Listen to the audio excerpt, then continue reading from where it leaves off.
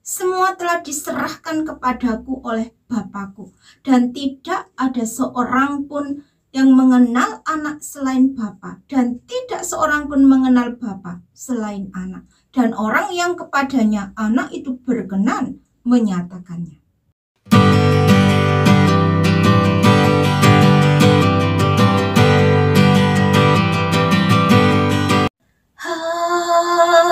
Haleluya,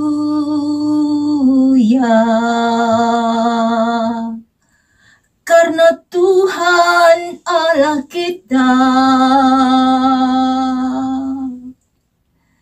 yang Maha Kuasa telah menjadi Raja. Mari kita bersorak-sorai. Haleluya.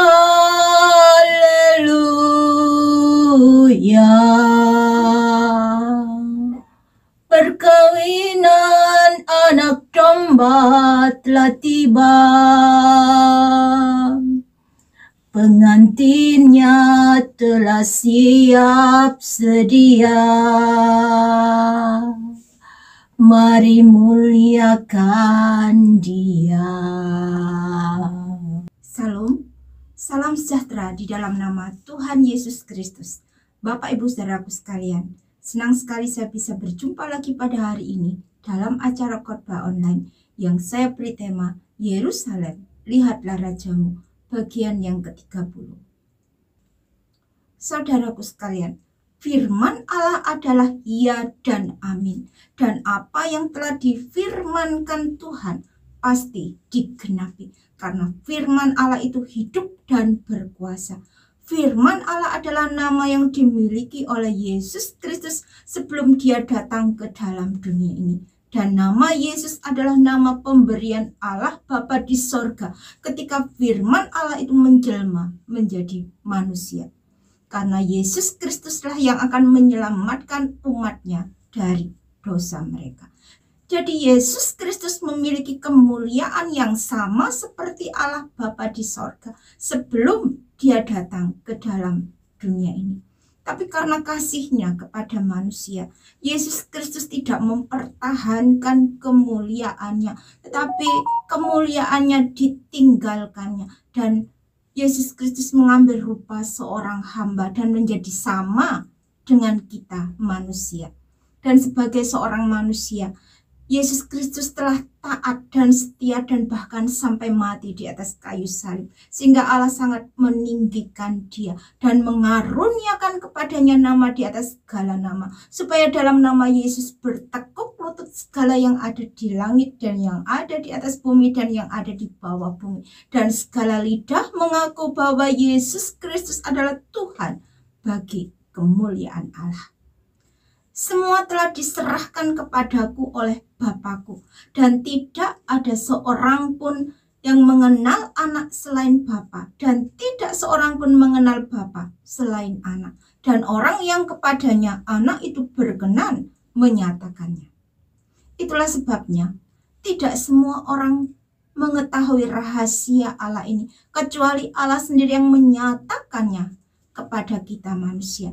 Karena tidak mungkin manusia bisa mengenal Allah dengan usahanya sendiri. Dengan kekuatannya sendiri manusia tidak mampu. Karena manusia sudah terpisah jauh dari Allah. Ada jurang pemisah yang sangat besar yang tidak bisa terseberangi antara Allah dan manusia.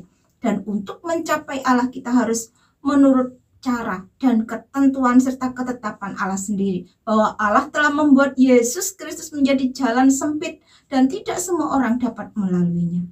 Firman Tuhan, karena sesaklah pintu dan sempitlah jalan yang menuju kepada kehidupan dan sedikit orang yang mendapatinya. Jadi harus ada manusia penghubung yang bisa menjembatani antara Allah dan manusia. Manusia yang bukan berasal dari dunia ini, tetapi manusia yang berasal dari sorga, yaitu manusia yang tidak berdosa dan yang tidak bisa berbuat dosa. Dialah firman Allah yang telah menjelma menjadi manusia, Yesus Kristus. Karena kita manusia sudah tertutup hatinya oleh kuasa kegelapan, sehingga kita tidak bisa mengerti akan rahasia kerajaan Allah. Sedangkan bangsa Israel sendiri sebagai bangsa pilihan Allah, oleh karena nenek moyang mereka yaitu Abraham telah menolak Yesus Kristus yang adalah Mesias Sang Penebus selama berabad-abad. Sehingga Allah telah memilih saudara dan saya sebagai orang-orang pilihan Allah, karena kerajaan sorga itu harus penuh. Itulah sebabnya mari kita berpaling kepada Allah dan membiarkan diri kita diselamatkan oleh Allah. Sebab firman Tuhan mengatakan, akulah Allah dan tidak ada yang lain. Demi aku sendiri aku telah bersumpah, dari mulutku telah keluar kebenaran, suatu firman yang tidak dapat ditarik kembali. Dan semua orang akan bertekuk lutut di hadapanku dan akan bersumpah setia dalam segala bahasa. Allah tidak lalai untuk menepati janjinya, dan dengan waktu dan cara Allah sendiri, di mana Yesus Kristus telah datang untuk pertama kalinya ke dalam dunia ini sebagai seorang bayi. Tetapi bayi Yesus bukanlah bayi yang lemah, tapi bayi yang penuh dengan kuat kuasa Roh Kudus, karena Yesus Kristus dikandung oleh Roh Kudus selama berada di dalam kandungan Maria. Kuasa Roh Allah yang hidup, yang penuh kuat kuasa Allah. Kalau bayi Yesus terlahir sebagai anak Yusuf, tentunya Yesus Kristus adalah manusia berdosa dan yang lemah. Tapi Alkitab mencatat bahwa manusia Yesus Kristus tidak berdosa dan tidak bisa berbuat dosa. Dan pekerjaan Yesus Kristus telah membuktikan bahwa kuat kuasa Allah bekerja di dalam kehidupannya dan pelayanannya, yaitu membangkitkan orang mati, mencelikkan mata yang buta, yang tuli mendengar, yang lumpuh berjalan. Dan sesuai dengan kitab suci, Yesus Kristus harus mengalami sangsara sampai mati di atas kayu salib. Semuanya itu sudah dinubuatkan oleh para nabi dalam Yesaya 53. Tapi kematian Yesus Kristus bukanlah kematian yang sia-sia, melainkan untuk menghancurkan kekuasaan iblis yang berkuasa atas dosa dan maut, dan mencopot gelar iblis sebagai penguasa di dunia ini. Semua itu bukan untuk diri pribadi Yesus Kristus sendiri, tapi dikembalikannya kepada semua orang yang percaya kepadanya, supaya setiap orang yang percaya kepadanya memiliki kuasa di dalam nama Tuhan Yesus Kristus. Setelah kematiannya di atas kayu salib, lalu dikuburkan, dan pada hari yang ketiga bangkit dari antara orang mati, lalu naik ke sorga melalui awan-awan. Tetapi Yesus Kristus tidak meninggalkan manusia seorang diri. Karena setelah kenaikannya ke sorga, Roh Kudus telah datang ke dalam dunia ini menggantikan posisi Yesus Kristus. Tapi penyertaan Roh Kudus tidak lagi berada di luar seperti Yesus Kristus menyertai murid-muridnya. Tapi penyertaan Roh Kudus berada di dalam diri pribadi orang-orang percaya. Tujuannya adalah untuk mempermuliakan nama Tuhan Yesus. Sebab roh yang ada di dalam kamu lebih besar daripada roh yang ada di dalam dunia ini. Dan tergenaplah firman Tuhan yang menyatakan, ketahuilah bahwa aku menyertai kamu senantiasa sampai kepada akhir zaman. Dan Yesus Kristus akan datang kembali untuk kedua kalinya, menjemput kita orang-orang tebusan yang tetap setia dan tetap percaya kepadanya. Karena dunia ini sedang menuju kepada kehancurannya, dan penguasa dunia ini sedang datang ke dalam dunia. Itulah sebabnya Allah telah terlebih dahulu menyelamatkan orang-orang tebusannya, supaya orang-orang tebusan Allah, mereka semua terlepas dari kesusahan, penderitaan dunia ini yang segera akan datang. Sama seperti Allah telah menyelamatkan Nuh dan seisi keluarganya dan semua binatang yang diperintahkan Allah untuk masuk ke dalam bahtera Nuh. Demikianlah kita. Tetapi itu bukanlah akhir dari segala kesudahannya, karena iblis masih dilepaskan oleh Allah untuk melakukan pekerjaannya, yaitu untuk menyesatkan bangsa-bangsa di dunia ini. Tetapi ketika semua orang yang namanya tidak tertulis di dalam kitab kehidupan, semuanya menyembah kepada iblis, dan seolah-olah iblis pada waktu itu akan menang.